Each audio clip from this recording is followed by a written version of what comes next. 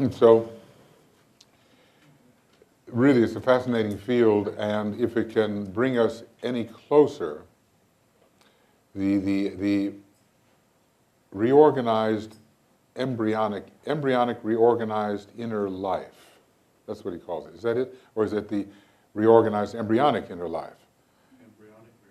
Embryonic, in other words, just the seed of the reorganization that is required for each new incarnation. The inner life, probably, soul potentials and all of that. That would be an amazing thing if we could see what was meant to happen through the birth chart we've been given. As if not all can be contained in that birth chart. Of course, that's the theory of superimposition and so forth. So then we really have to see whether, given that something's there, because all those coincidences occurring, where there's smoke, there's fire, so something's happening. We have to see why those coincidences exist.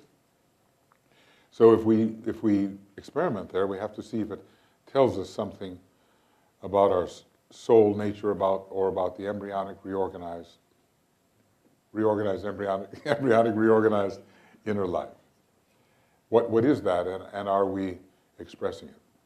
I just have one announcement before Jan starts going on a subject that we're all really interested in, and that is that tonight the ceremonial group, they've created just a beautiful space. It's astonishing what they can do in there.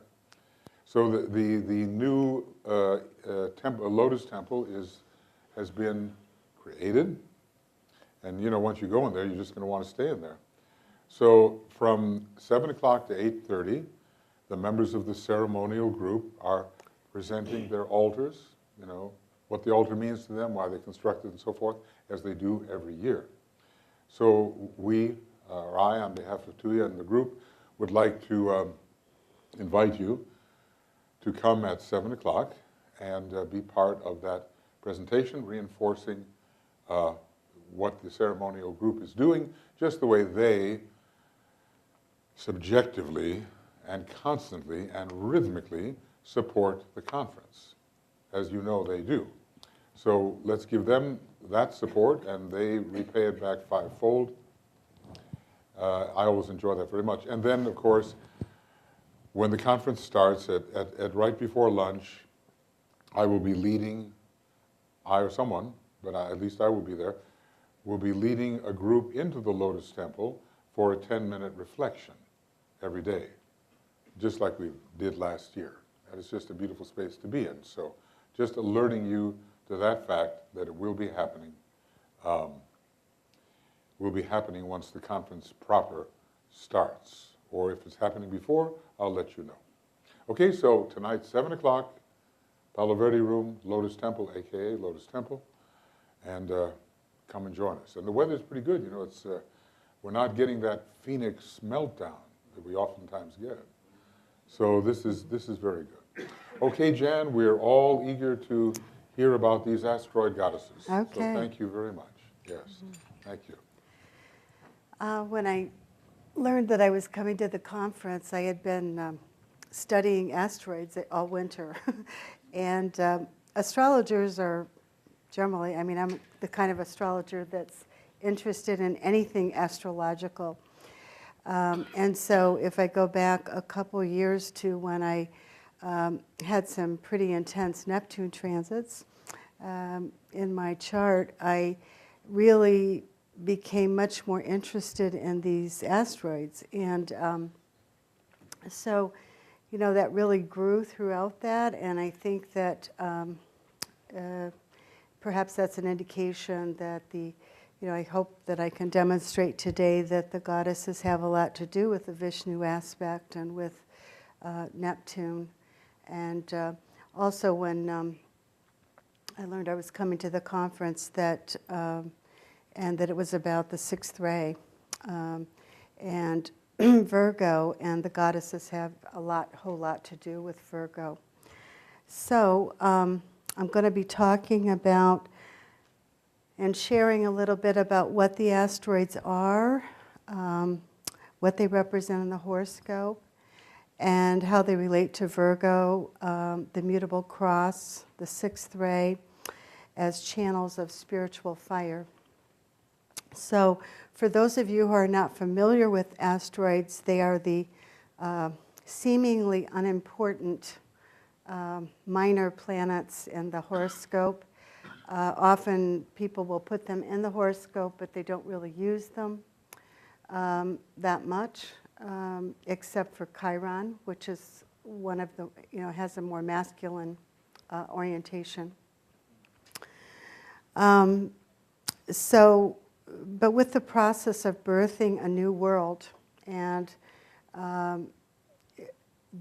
all the different various birthing processes that we're undergoing right now, these asteroid goddesses have a lot to do with that birthing process.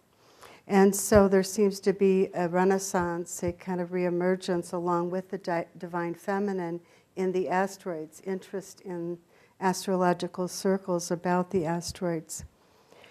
So in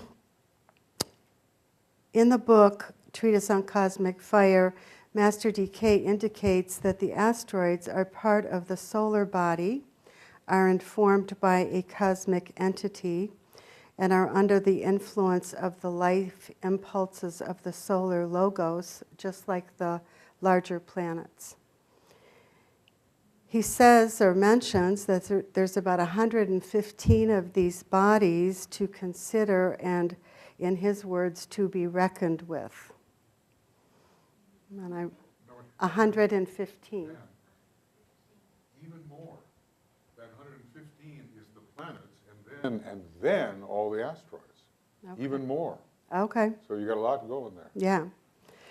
So I thought about this to be reckoned with idea, and it's like, okay, let's think about this a bit more. The word asteroid itself means stars. Asteroids are minor planets, and the largest asteroids are called planetoids. They are made up of much the same material as planets, but they're much smaller. Just like planets, they orbit the sun, and some of them even have moons.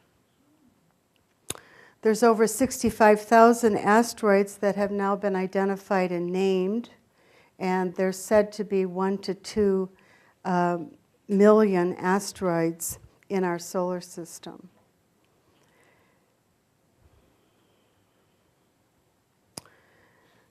The largest number of asteroids reside in a belt or a band positioned between Mars and Jupiter. Others, such as the centaurs, like the asteroid Chiron, reside mostly between Saturn and Uranus. And still others are trans-Neptunian objects which lie beyond Neptune. So we have our asteroid belt where all these, appears the stars are. That's kind of in the inner. Here's an asteroid map just of the inner solar system. So this is, you can see all these, it's not very clear, but they're obviously with these lights, but there's all these little green dots are the asteroids, many, many of them. And here, beyond Jupiter, here's some of the orbits of some of the centaurs. And then if we see here, we see actually a few orbits of, a few of the centaurs as well.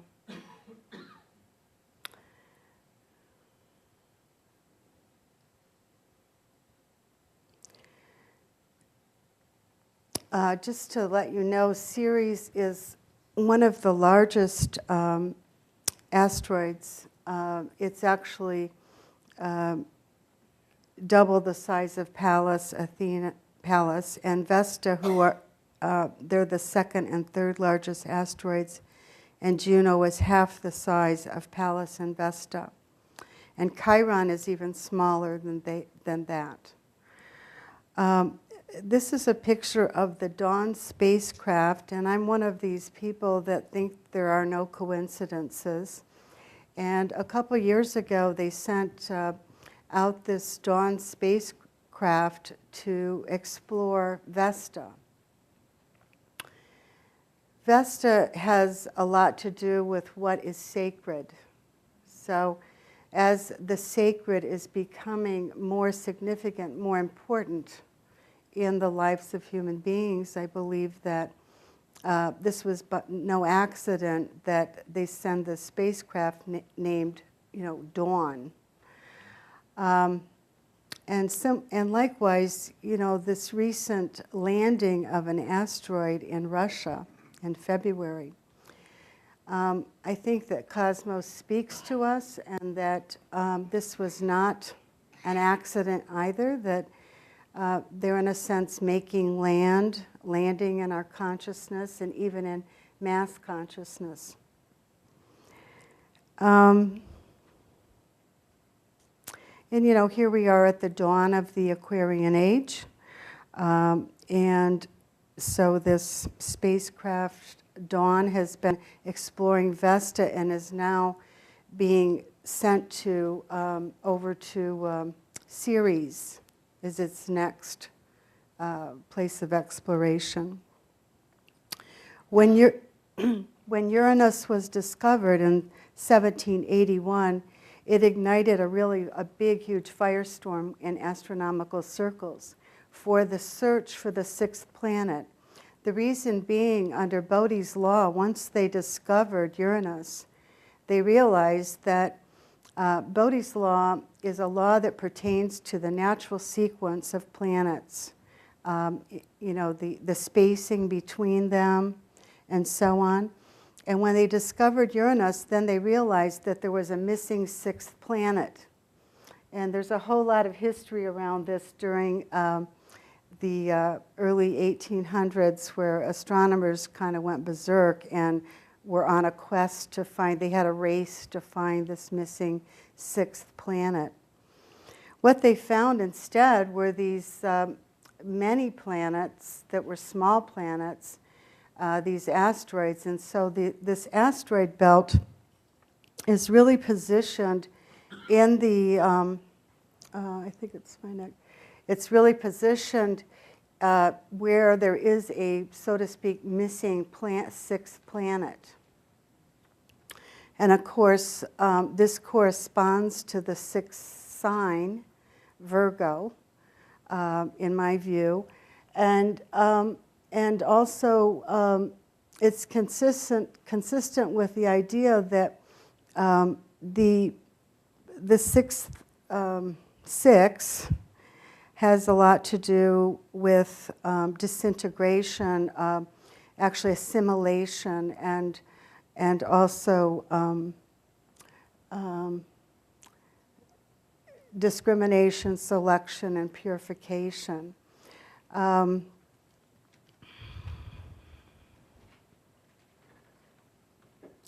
So it was said to be believed, or it is believed, that all these asteroids are actually the disintegration of a planet, and that's broken off into a bunch of different pieces. I want to interject too that it's kind of like what Lawson was saying about the sextile. In our culture, it's my view that we often think that what is bigger is better or more significant. And the truth is that there's a couple different adages. Sometimes the devil's in the details, but sometimes God is in the details also. And so we have to think about this. And just because a planet is small, we're not really evaluating its density, the substance of what it's made of. So we're not really looking at it. We're only looking at size. For instance, Pluto was demoted because it was to a dwarf planet because of its size. At that same time, Ceres, is the same period that Pluto was demoted, Ceres was actually promoted as a dwarf planet, and yet there was no public recognition of that at all. you know, who knew that? You know, all the news was about Pluto. So all these asteroids that were discovered in the first half of the 19th century were all actually named after mythological goddesses. And their discovery at the time it did coincide with the birth of the women's suffrage movement throughout the world. And actually the first country to obtain women's suffrage was New Zealand, followed by Australia. And I believe that New Zealand is a Virgoian country. I just thought that was a little, you know, also notable.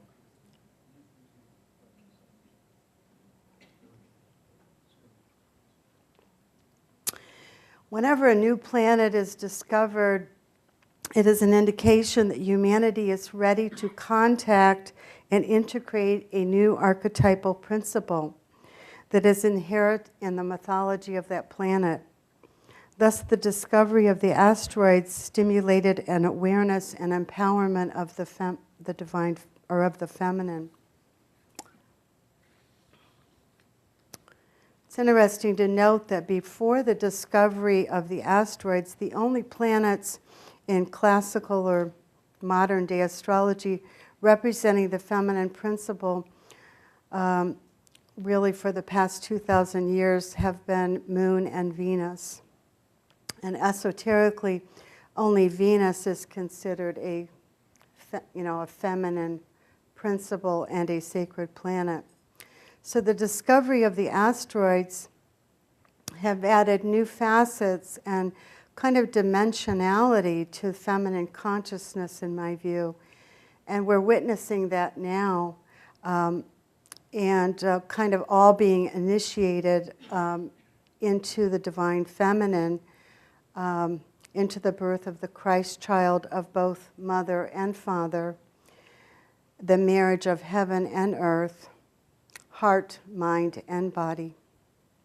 And so we're witnessing and experiencing and participating in the reemergence of the divine feminine in the world. And we can see this in the growth of human consciousness, in the growing interest of spiritual tools and practices, meditation, yoga, in the restoration of the mysteries, in the empowerment and leadership of women, in the growth of holistic and transformational healing, and in the rising interest in goddesses, in Mary Magdalene, for instance, and also in major influx of planets and water signs this year, which I think is notable to pay attention to these things.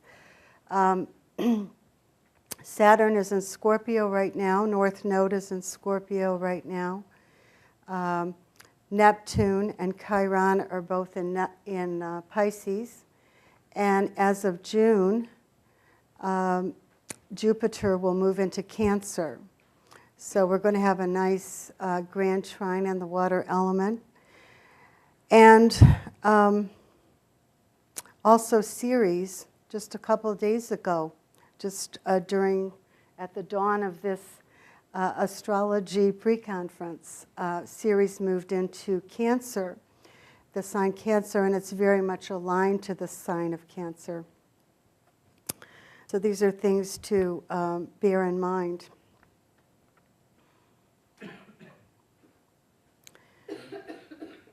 This is a artist's view of the divine hermaphrodite. I think it's important when we're talking about feminine consciousness or masculine consciousness that we realize that the hermaphrodite represents the whole, and it's the one, the formless, non-differentiated state of cosmic beingness that pervades everything. From the microcosm to the macrocosm, this union of time, Shiva, and space, Shakti, is the model for all of creation. All life, everything here, is part of this mysterious structure of the inseparable cosmic masculine and feminine principles. They are primordial and indivisible, and our physical manifestations of these two energies is actually our gender. So, you know, I've actually read, and I have to say I, you know, took a little bit of offense to the idea that I've even read some astrologers' statements about the asteroids not being important and really feminine states of consciousness not being, you know, all that important because they're not sacred and that sort of thing. But I think it's like Kathy mentioned about the moon.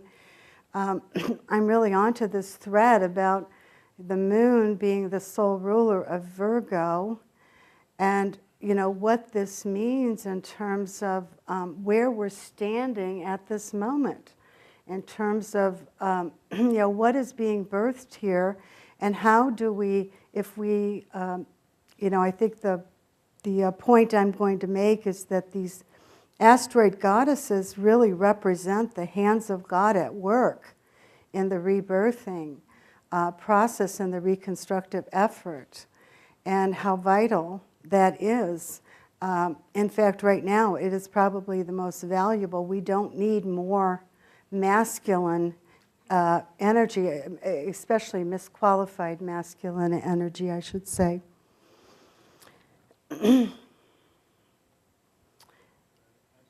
Sure. Absolutely.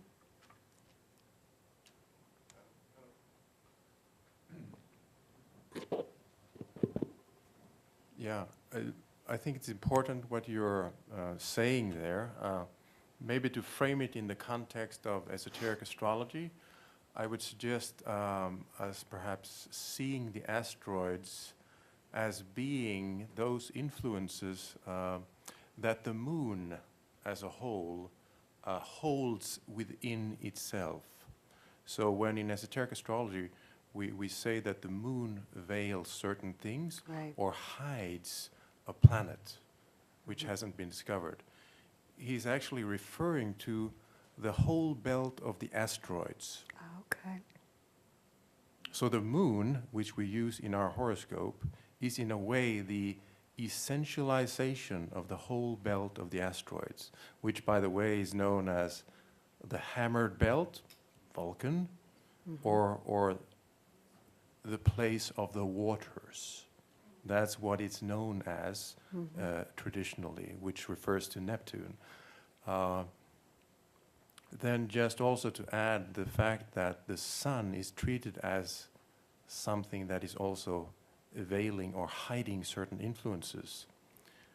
And that actually refers to the other belt which you mentioned, which is the belt of the centaur bodies, the centaurs. They are solar in their nature, hence your reference to the major centaur body of Chiron being male or masculine. They are solar, whereas the asteroid belt is related to the moon and hence feminine. So those two belts are actually veiled by the moon and the sun. So just keep that in mind as we That's listen. really interesting. Thank you, Nicholas.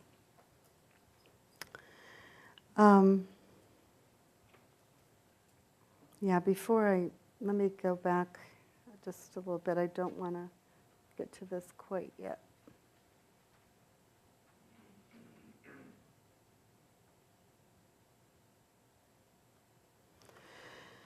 Okay, so when discussing the masculine and feminine principles, we have to be careful about not assigning gender to it so much, because they're actually principles that are indivisible. All life forms embody both. A man, you know, may have more masculine or feminine energy, just like a woman may have more masculine or feminine prominent. The point is to engage both, to actually realize their dynamic inseparability. And when masculine and feminine energies within a form are not balanced in a healthy way, when one dominates at the expense of the other, then there's obviously disharmony and disease. So becoming whole is a result of a balance of head and heart, dynamic activity, and also receptivity, the active and the receptive principles. I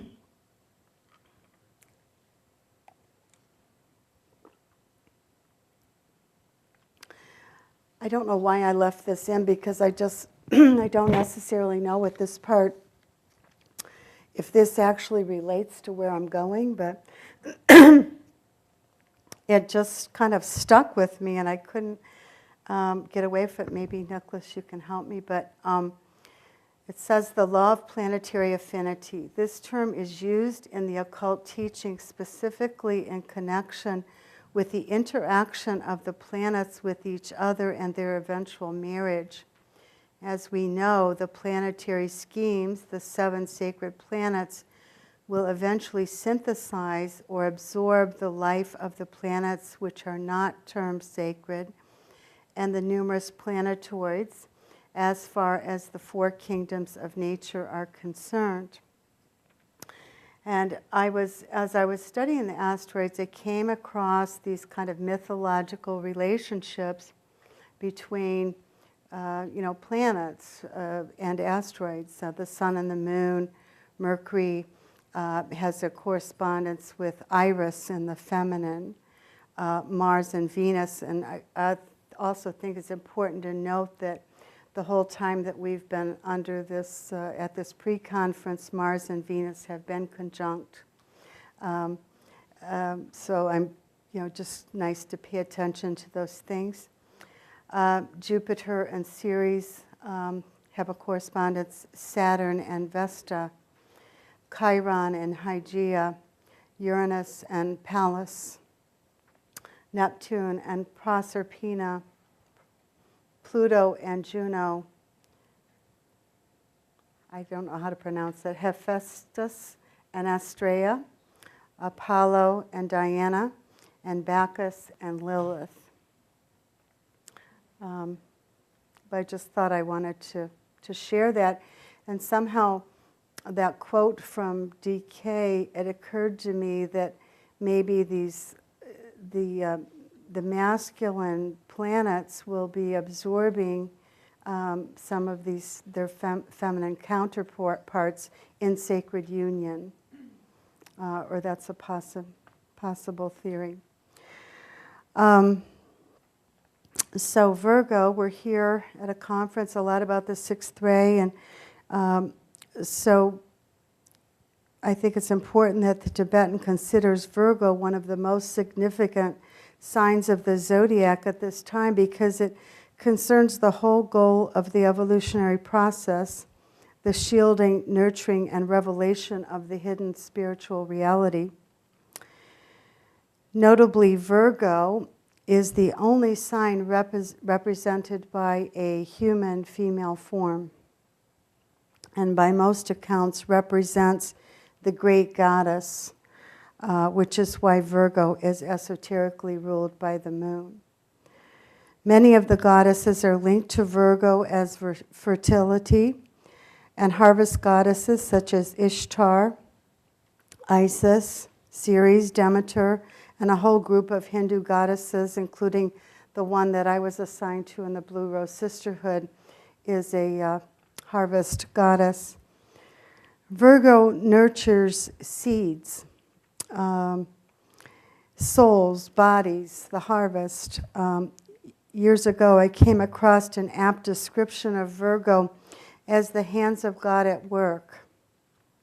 And so somebody has to do the work. And I think this is what the entire sign of Virgo and these asteroids are representing, is the labor. These are the handmaidens doing the work of rebuilding and rebirthing this world. And so I think they're of particular importance right now.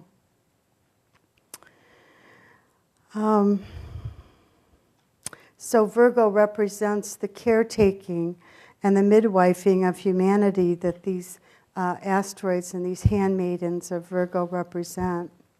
The word Virgo in Latin means self-contained, which is reflected in the soul words for Virgo, I am the mother, and the child, I God, I matter am, which suggests that all we need to perfect ourselves and become whole is already within us. Thus, Virgo and the goddesses bring one into relationship with this concept, with this idea that of the inner life, of the Christ within. And although Virgo is considered the Virgin Mother, often associated with Mother Mary, it represents the mothering of the unborn Christ through the purification of the physical, astral, and mental bodies. In this sign, the nurturing mother hides and protects the indwelling Christ with her own substance, within her own substance. She simultaneously nourishes two lives, that of the form and that of the Christ within the form. Her esoteric ruler is the moon, and the moon absorbs and receives the energies of the sun and the other planets in order to transmit nurturing energies to physical life on Earth. In the same way, the life of the personality form in Virgo absorbs, receives, and subordinates itself to the inner spiritual will to transmit nurturing energies to the hidden Christ self. Virgo represents the process whereby matter and form are purified so that they can eventually reveal divinity. This is the true reason for the continual striving toward perfection. And one of the attributes of Virgo that most impresses me is the will to perfection. You know, you think about that, and this willing us forward, willing us toward, it's that, I think very much that sixth ray ideal of pushing forward, trying to, and it's not that, more of the material, some of the more negative attributes of exoteric Virgo is, being too much of a perfectionist in the outer. But I think it's really coming from this will to perfect things, to beautify, to transform, to make things better. That's really coming from this sign. And so it's this continual striving for perfection that we're all under, what's driving us forward. And I thought that was important. So some of the functions of Virgo, evolutionary functions, is to transform consciousness, to prepare for inner union, to relate spirit and form, and the crisis of birth. Virgo is a chalice for spirit. As I said, it has to do with the will to perfection. It is a lot about guarding, protecting, and nurturing the seed life and the seed of Christ consciousness, but it also has to do with seed thoughts and really bringing seed ideas to birth. So wherever we have a new idea or any seed, Virgo, aids in that process of, laboring and midwifing and bringing it to birth.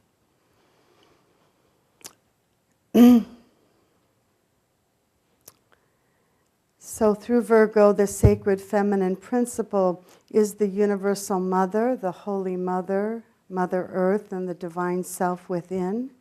It is mysterious, intangible, hidden. It fosters stillness, quiet, being, reflection, and expresses the qualities of humility and unconditional love, immanence, compassion, wisdom, beauty, gentleness, patience, acceptance, forgiveness, nurturance, kindness, intuition, and healing, all qualities that these asteroids express in the horoscope.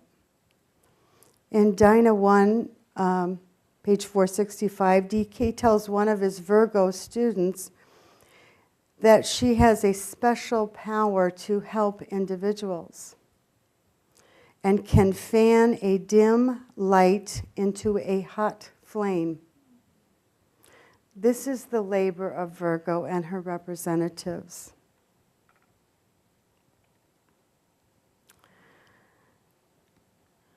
So the Universal Mother, and this is more from a Hindu perspective, is called the Mahadevi.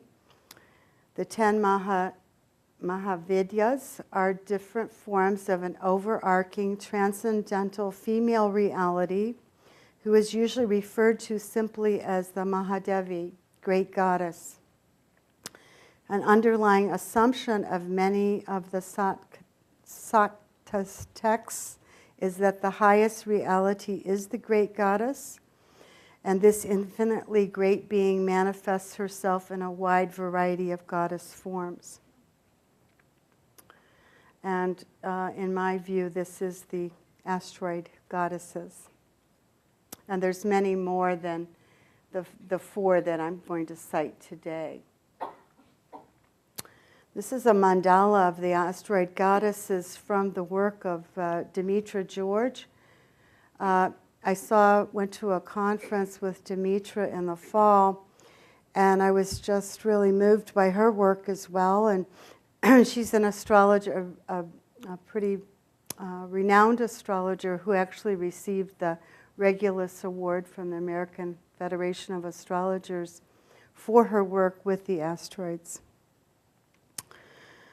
And she uses this mandala, and in this mandala, Ceres, Pallas, Juno, and Vesta represent 4 very basic feminine archetypes, which amplify and particularize the more general energies of the moon and Venus. The large circle in this mandala represents the moon, the fundamental feminine principle that contains all the potential expressions of the feminine nature. Behind the moon resides the sun. And it's interesting what Nicholas pointed out, the embodiment of the fundamental masculine principle. The sacred union of the masculine and feminine of the sun god and moon goddess gives rise to what mystics have described as oneness. In the center of this mandala is Venus, the essence of the feminine nature in her activated form. Venus embodies the feminine, creative, magnetic, vital force. Venus is surrounded by Ceres, Pallas, Juno, and Vesta. Each of the 4 in its unique way uses the creative energy of Venus to express the various functions and activities of the feminine principle as it operates in both men and women.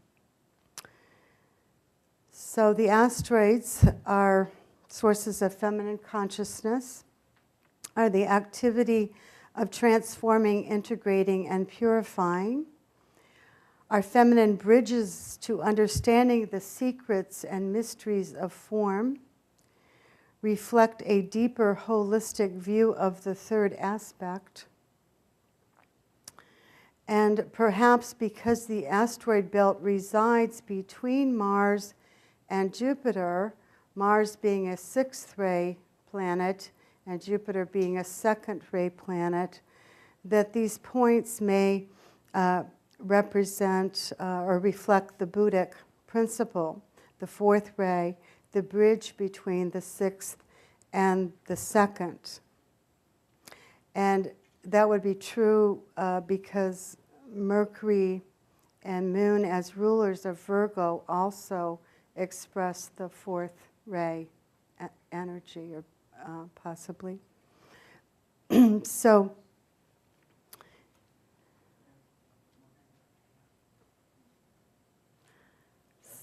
Yes, by me, all means. Mhm. Point in relation to the ray, you mentioned the fourth ray here, and you know that all the rays have certain cycles related to certain numbers, and the number related to the fourth ray is suggested as being 25, 2 and 5. And as I've found it in my research, there's a relation between the distance of the different planets that carry the rays in the solar system, their distance to the sun. And for the fourth ray, we see that the asteroid belt is approximately 2.5 astronomical units away from the sun. So that's why I say that the asteroid belt is very much the home of the moon, so to speak, which is of the fourth ray. So you're right on there. Yes. Okay. Good. Okay, so now let's look at the oh, and I just wanted to talk about Venus a minute because I think Venus is related here too. And I don't know, do you think this quote relates to this? I thought that it did because it says, DK says, consequently, you have at the end of the age, I refer here to a greater round of the zodiac and to no shorter cycle. So, the glorification of Venus, of Virgo, the Virgin, and of Mother Earth. 2 planets and 1 constellation. And all these are potencies which produce definite changes in the solar system. So I wasn't sure if DK is referring here to the end of an age as well, that Virgo comes in strongly because of the birthing and the rebirthing processes, or but I put it in there, and I guess I'm asking the question. It's 15 minutes to 5 now. Okay. So you got, if you, Am I done? no. I have. You have 20 minutes. Okay, I have 20 minutes. Okay, so let's look at these 4 asteroids, and just if we go back to the chart, you would have noticed that Vesta in the mandala was actually sitting on the ascendant point in that mandala, and so Vesta really has to do with pure spirit, really. It has a lot to do with it. Vesta is considered the sister and the goddess of the hearth. She's most related to Jupiter and Neptune, rays 2 and 6. And her esoteric activity is ceremony and ritual, rites of passage. This is interesting, ceaseless devotion to service. She aids in the passage from inspiration to aspiration and the transmutation of desire. As I was studying Vesta, I was really getting into the Vestal Virgins and a lot about the Vestal Virgins. And, they took rites and they didn't marry. Vesta is really, excuse me, and even the glyph represents the sacred hearth, or what I want to call the sacred heart. And it really isn't this hearth, this fire does not have to do with a human form, but it is the Vestal Virgins that actually keep that flame alive. And so they participate in, keeping the fires alive. And going back to that statement of DK to that disciple about fanning that fire into a hot flame, I think it's quite interesting. The Vestals were a state-supported priesthood. I definitely feel that there's an association with the Blue Rose Sisterhood that a lot of us are involved in, and the Vesta, it's kind of a Vesta initiative in my view. And it kept coming to me through every one of our meditations that the vested in the cultivation of the sacred fire and keeping and not letting it go out. And this is really, the Latin word for hearth actually means focus. So it's this really focused attention on keeping the fire alive and keeping it, adding kindling, keep stimulating the fire. And if you've ever been a fire tender, even a campfire, you know that it requires somebody needs to be paying attention. So Vesta, some of the attributes of Vesta, which I have a lot here, but we're going to have to move a little quicker. I can send some of this, I can send this PowerPoint to you all if you're interested. But some of the things that interested me was that Vesta provides over ceremony and ritual. She expresses ceaseless, passionate devotion to service, the emphasis on ceaseless. She's a metaphor for the core or heart of inner life. She is not the fire herself, but rather eternal keeper of the flame. She is the goddess expressing herself as fire. She guards the sacred fire as a collective responsibility. She is an elemental force that must be tended within and without. Her primary energy is devotion, with a strong focus on service. Vesta sublimates relationships for the sake of the creativity and for the sake of the manning of the fires and keeping of the flame alive. She's about any altars, any sacred spaces, including our bodies, our temples, our altars in our homes. She also has to do with aha moments about where we need to be and what we need to do with our lives. She is famously self-contained.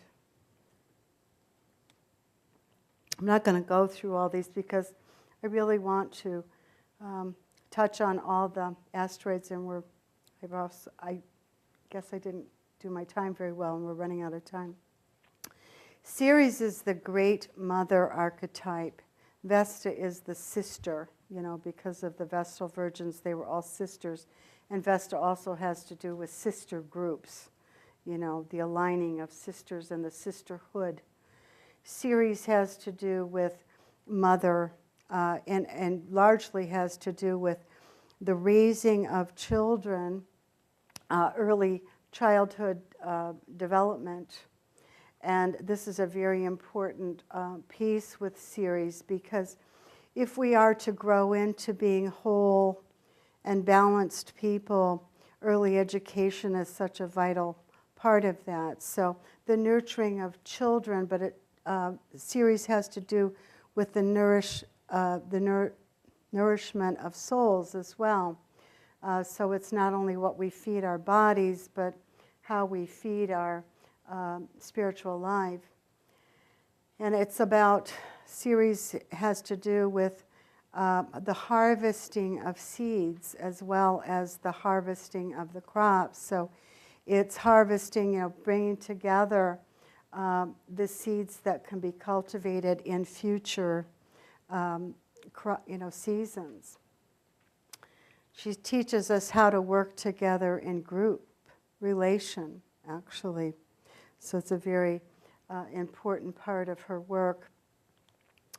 And maternal functioning in relationship as a precursor to sharing and being able to be loving with others.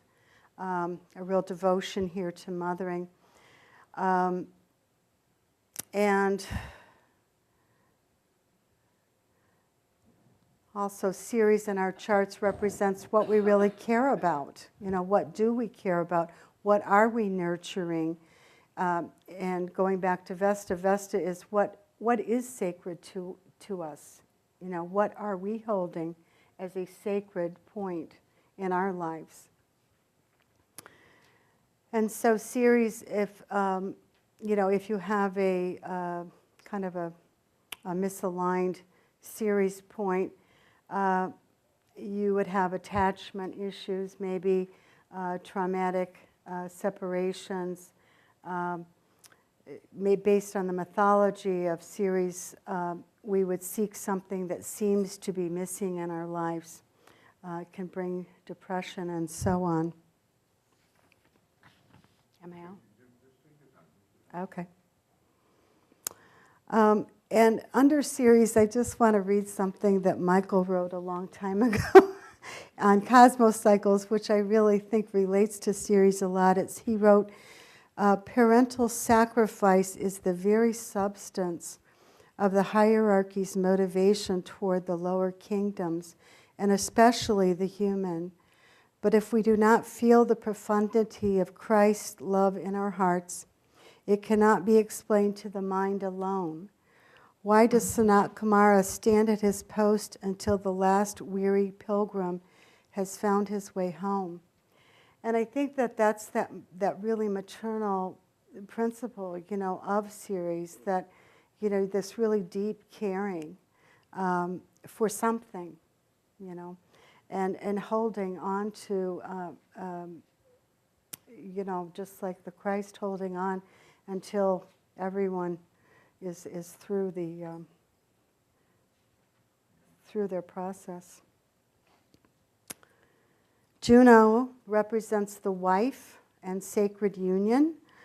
She's queen of the heavens. She's the mythological goddess of marriage, very much like Libra. She has to do with justice, equality, fair play, those types of things. And she's associated with rays 5 and 7, Venus and Uranus, and esoterically has to do with the disillusion of separateness in the world and sacred union. And we're constantly, having little achievements of union. Even when we have these aha moments, something's coming together, something's uniting within ourselves, and Juno oversees all of those kinds of the love principle and the coming together and the uniting of forces. So I think that Juno has a lot to do about our capacity to have meaningful relationships and to be in right relationship, and very much like Libra, but she's more of the feminine counterpart. So, cooperation, compromise, and also has a lot to do with Tantra and Tantric practices, and marriage as alchemical union, so more of the, the sacred union. Also having to do with marriage rites and rituals. And Juno in our chart can represent, where committed relationships, committed marriage, and with the underscoring commitment. If we have, for instance, if we have Juno conjunct Saturn, there is a, for instance, I have Juno conjunct Saturn exactly. And it says that you should not be married in the material, sense. That that's more of a, that actually Juno represents material marriage, or it does in the chart. And that if you have a conjunct Saturn, Demetra George says you shouldn't be married. And I, obviously I got divorced twice, very quickly. So, and I've had a lot more success in long-term relationships without the more traditional route. So some of the shadow issues are powerlessness in relationships, battered wives, victims of sexual crimes, rape, incest, sex magic, psychological projection, and overfusion. One of the mythologies, going back to the picture here, one of the pictures that I posted here of Juno was that, I think this is interesting, that one account of the origin of the Milky Way galaxy, Milky Way actually, is that Zeus had tricked Hera, which is Juno, into nursing the infant Hercules, but discovering who he was, she kind of ripped him from her breast, and a spurt of milk formed the streak across the sky that is called the Milky Way galaxy. And because he had wounded her severely in the breast, she actually is said to have made Hercules' labors more difficult. So it's kind of an interesting something else to think about. Pallas Athene is kind of the daughter archetype, and she's the goddess of wisdom and justice, and according to legend, and also I just want to mention she's also patron of weavers. And I think that's really important that she's so involved with beauty and pattern, because there's a lot in terms of the goddesses of weaving threads together, of connecting points of light, and kind of linking everything up. And I think it's important to emphasize that. But she is the principle of creative intelligence. And according to legend, she sprang from Zeus's, which is Jupiter's, forehead as a full-grown warrior queen, clad in a suit of armor and shouting a cry of victory. She marks the ingestion and adaptation of the feminine wisdom principle to the needs of the patriarchal order. So in a way, there's a little bit of controversy around Pallas Athene, because she kind of aligns with the patriarch. And you'll notice in that asteroid mandala that she held the position of Capricorn at the top of the chart. So she does have a kind of, she wants to be kind of like a man, and or what we consider in modern language the tomboy, the person who is somewhat androgynous. Females might have a strong Pallas Athene, or Pallas. Her symbol is the spear of the protectress. She is the prototype of the modern-day creative, intelligent woman. She's politically and socially aware, has everything about everything to do with the development of wisdom and talents, and is involved with creative problem solving. She really has a strong capacity for intuition, genius, and curiosity, and healing that has to do with homeopathy, acupuncture, energy work, psychodrama is very much related to Pallas Athene. Shadow issues around her have to do with visual and auditory perception problems, color blindness, dyslexia, poor eye-hand coordination. And I think it's interesting that in that, according to that statement, we have an emergence here as these asteroids are emerging with the divine feminine, that we have a rise in dyslexia, we have a rise in a lot of these kind of unusual or different, learning differences and so on.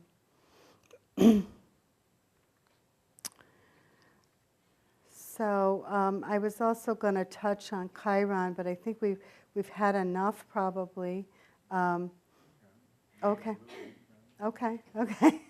All right, don't want to go too far. So Chiron, is really being used a lot today, and so I wanted to mention Chiron as another important asteroid, and has to do with the wounded healer. And by that I mean, for those of you who aren't too familiar, it's almost like an Achilles heel. It's like a wound that won't heal. And I think the beauty in Chiron in our chart, it is our wound, but there is a mythic necessity to the wound. It's like we all have to have some well to kind of climb out of, something that drives us forward, and this is the story of humanity, and really the story of Chiron, in my view, is that, it's we have to use our wound to drive us forward. So it has kind of that, also has a, a relation to Sagittarius and Virgo. It's often related to those two signs, which are expressing the sixth ray and kind of this what's moving us forward. And so esoterically, it's about overcoming illusion, bridging the material and the spiritual, because Chiron is positioned, and the centaurs are positioned between Saturn, which is material, awareness, awareness of the physical world, and Uranus, which is awareness of the spiritual or higher transpersonal life. So it's those centaurs are sitting between and actually bridging these states of awareness. When Chiron was discovered in 1977, that was kind of the birth of alternative healing, and Chiron is considered the maverick, the renegade, and he, after his wound and his long mythological story, he actually kind of isolated himself to learn all of these sacred tools, such as astrology, everything about herbs and all these healing practices. And even though he was half man, half horse, he actually administered to all the gods, and the beautiful ending was that he was, as a reward for all of his good works and so on, he was actually lifted up into the heavens as a god and immortalized in Sagittarius. So he really has everything to do about the human potential movement, about everything that has to do with alternative and integrative practices. And when I say that, it's not just integrative healing, but actually integrative psychology. 1977 was the year that Ken Wilber published his book, a book on integrative psychology. And that was the year that Chiron was discovered. But we have integrative leadership styles now, integrative management, integrative economy, and integrative communication styles. It's a really big buzz. And I have a lot of charts here with the, I'll go through them very quickly, but one of the planets that I found very prominent in the charts of spiritual leaders was Vesta. And here is Helena Roerich, who has Vesta. It's in the 12th house, but it's close to the ascendant. She also has Chiron-Neptune Ceres conjunction. Here we have Helena Blavatsky. Again, Vesta, very close to the ascendant, Juno conjunct the ascendant. I just circled the Virgo placements because Helena Blavatsky had a lot of Virgoian tendencies. She also has Venus conjunct Moon in Libra, and Pallas Athene conjunct Neptune. So you can see how in the lives of people that are quite integrated and evolved, that these goddesses kind of come together with the masculine energies. Here we have Alice Bailey, who has a Ceres, Uranus, and Juno conjunction in Virgo, and a Chiron Neptune conjunction in Taurus. Here we have Krishnamurti with Pallas Athene conjunct the moon in Sagittarius, Juno in the 12th, and I only circled that because, of course, he did not marry. He was married to his spiritual life, and often Juno will be in that position. But he has Vesta rising also. So, meaning that they all were tending the fires of spiritual life and what was sacred to them. Here we have Elizabeth Kubler-Ross, and I thought hers was interesting. She has Juno, which is really a planet, the asteroid that has a lot to do with death and rebirth through the mythology of it. And here she has Juno conjunct the ascendant in Pisces, and her being involved with hospice practices and new aspects of death and dying. And she has also Pallas, Neptune, Ceres in a pretty wide conjunction, or excuse me, just the Pallas and Neptune are conjunct. In your own chart, don't allow a very wide orb for these asteroids. It should be a small orb. And the way, as I've been studying it in the charts that I've been doing, if you have an asteroid on an angle, it's of importance. If it's conjunct, an important placement in your chart, such as your sun, your moon, these or other power points in the chart. You could be using those. And the transits is going to bring the energies. I could talk a lot more about the transits, but and I have the Russian asteroid, I have all kinds of things. But I wanted to end with this beautiful quote, and then I'm done. Our civilization is in reality much like a child who has grown up without a mother. As we birth a new reality, all the feminine aspects and values absent from our culture, the yin quality of receptivity will become even more important. The divine feminine or mother archetype is the only path capable of nurturing us back into full balance and spiritual health. We are suffering from severe symptoms of a troubled world view that is trying to fill in the gaping hole of our collective psyche. The truth is that we are a motherless society, separated from our spiritual home.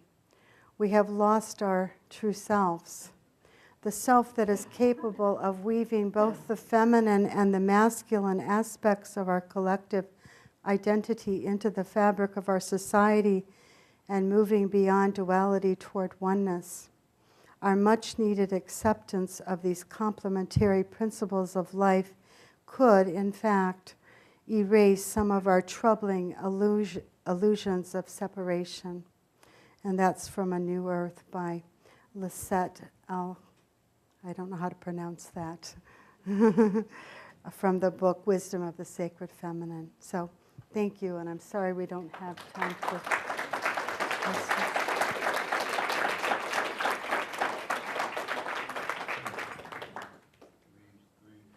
Never, 1 hour is not enough for these Sorry. subjects. No, it's not enough. So you did very fine under the circumstances, and please, if you want to know more, then consult with the speakers, okay? Okay, it is after 5 now, and we're going to have to close for, yes, I'll take that. Thank you. How many of you use, how are we doing here? Am I on? Test. Good. Test. How many of you use the asteroids in your charts? Do you do that? Well, I want to tell you, they really are significant. And not only these, about which Jan said such important things, but many others.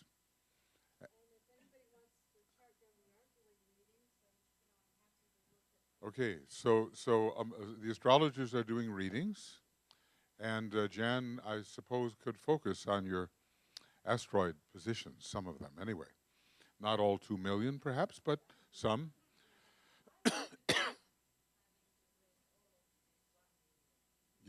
What would you like? With one, yes, and all the aspects between them. It's very important. There is an asteroid encyclopedia, and yes, it came out about 20 years ago, or maybe a little less. It's very good, and it's astonishing how these little pieces of rock, some of them very little, their positions do carry unsuspected truths. And as we were talking about it this morning with Joseph, filling in the detail of the other planets. Okay, we're going to close with the mantram of the new group of world servers. Remember, the open house, excuse me, the open house tonight for the ceremonial group from 7 to 8:30 in the Palo Verde room. A very sacred space now, very sacred space. So, the mantram of the new group of world servers.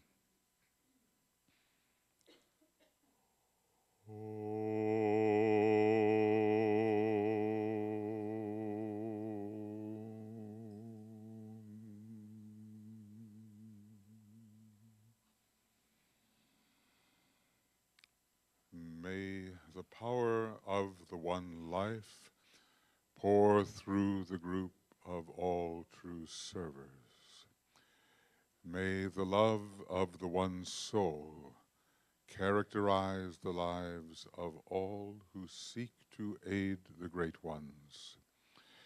May we fulfill our part in the one work through self-forgetfulness, harmlessness, and right speech.